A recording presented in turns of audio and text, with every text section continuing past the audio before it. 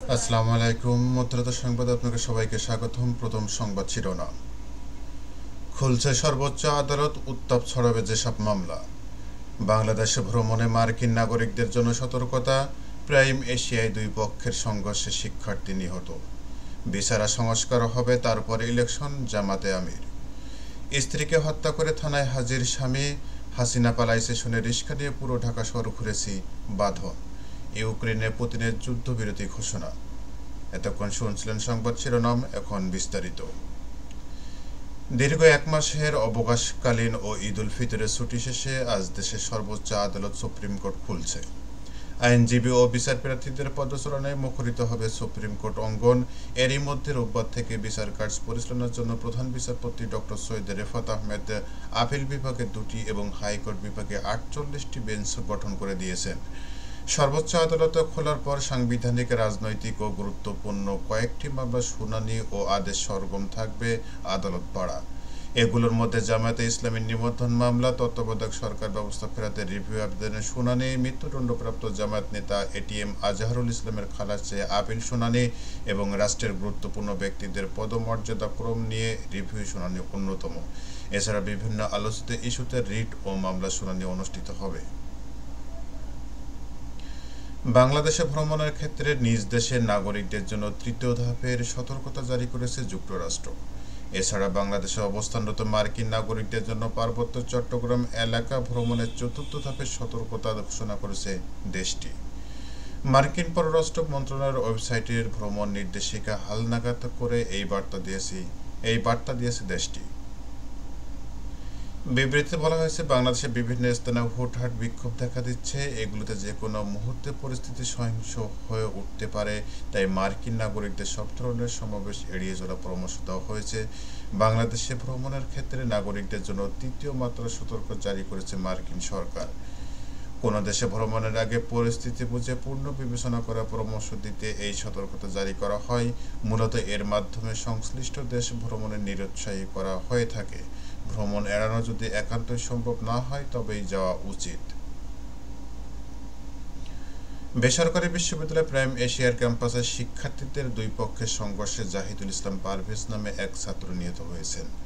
রাজধানীর বনানীতে বিশ্ববিদ্যালয়টি ক্যাম্পাসে এই ঘটনা ঘটে। তিনি বিশ্ববিদ্যালয়ের টেক্সটাইল ইঞ্জিনিয়ারিং বিভাগের ছাত্র ছিলেন। তার বাড়ি ময়মনসিংহ জেলায়। বিষয়টি নিশ্চিত করে বনানী থানা ভারপ্রাপ্ত কর্মকর্তা রাসেল সারোয়ার বলেন, শনিবার বিকাল 4টার পর বনানীতে প্রাইম এশিয়া বিশ্ববিদ্যালয়ের ইংরেজি বিভাগ ও টেক্সটাইল ইঞ্জিনিয়ারিং বিভাগের শিক্ষার্থীদের মধ্যে সংঘাত শুরু হয়। এ সময় ইংরেজি বিভাগের শিক্ষার্থীদের শরীরে আঘাতে টেক্সটাইল ইঞ্জিনিয়ারিং বিভাগের শিক্ষার্থী পারভেজ নিহত হন।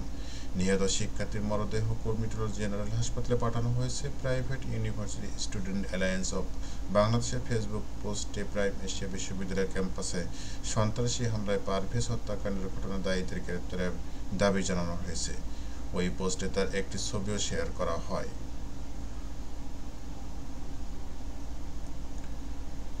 জামাতে ইসলামী আমির ডাক্তার শফিকুর রহমান বলেছেন, জুলাই আন্দোলনে যাদেরকে নির্মমভাবে হত্যা করা হয়েছে, আমরা সেই হত্যাকাণ্ডের দৃশ্যমান বিচার দেখতে চাই। জুলাই হত্যার বিচার আর প্রয়োজনীয় সংস্কারের আগে কোনো নির্বাচন বাংলাদেশের জনগণ দেখতে চায় না। আগে এই দুটো হবে, তারপর ইলেকশন হবে। আমরা ইলেকশন চাই, তার আগে এই দুটো সংস্কার হতেই হবে। এই দুটো ছাড়া বাংলাদেশের জনগণ কোনো ইলেকশন মেনে নেবে না। বিচার ছাড়া নির্বাচন হলে ভবিষ্যতে যারা ক্ষমতায় আসবে তাদের বড় ক্ষতি হওয়ার আশঙ্কা রয়েছে। নীলফামারীর জালঢাকা স্টেডিয়াম মাঠে জেলা জামায়াতে ইসলামী আয়োজিত জনসভায় প্রধান অতিথির বক্তব্যে তিনি এসব কথা বলেন। তিনি আরও বলেন, যদি সংস্কার ছাড়া নির্বাচন হয় তাহলে 6/9 নির্বাচন জনগণ দেখতে চায় না।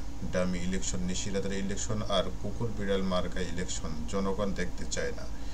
পেশি শক্তি ইলেকশন দেখতে চায় না। কালো টাকার প্রভাবে ইলেকশন দেখতে চায় না।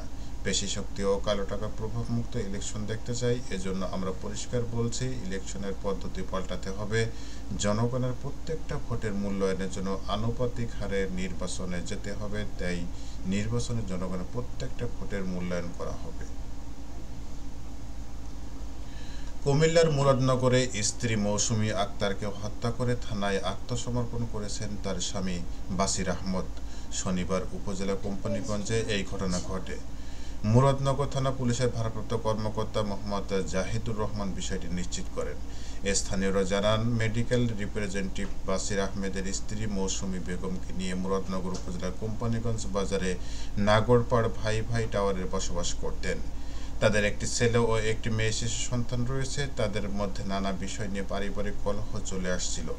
শনিবার তুচ্ছ ঘটনাকে কেন্দ্র করে স্বামী বাসির আহমেদ স্ত্রী মৌসুমী বেগমকে গলা টিপে হত্যা করেন। এ ঘটনার পর স্বামী বাসির আহমেদ স্ত্রী মৌসুমীর মরদেহ রেখে মুরাদনগর থানায় আত্মসমর্পণ করেন। জুলাই গণ অভ্যুত্থানে ছাত্রদের সঙ্গে রাজপথে ছিলেন অভিনেত্রী আজমেরী হক বাঁধন। সামাজিক যোগাযোগ মাধ্যমে সরকারের বিরুদ্ধে যেমন প্রতিবাদী ছিলেন, তেমনি ছাত্রদের পাশে দাঁড়াতে রাজপথে নেমেছিলেন তিনি। এক সাক্ষাৎকারে জুলাই আন্দোলনদের সময় নিজের ব্যক্তিগত অভিজ্ঞতার কথা তুলে ধরেছেন এই অভিনেত্রী। তিনি বলেন, হাসিনা পালিয়ে যাওয়ার খবর শোনার পরে জাতীয় পতাকা গায়ে জড়িয়ে রিক্সা করে পুরো ঢাকা শহর ঘুরে বেরিয়েছিলেন তিনি। বাদন বলেন, 5 আগস্ট হাসিনা পালাইছে করতে করতে 2:30টার সময় আমি বনানী পর্যন্ত গেছি।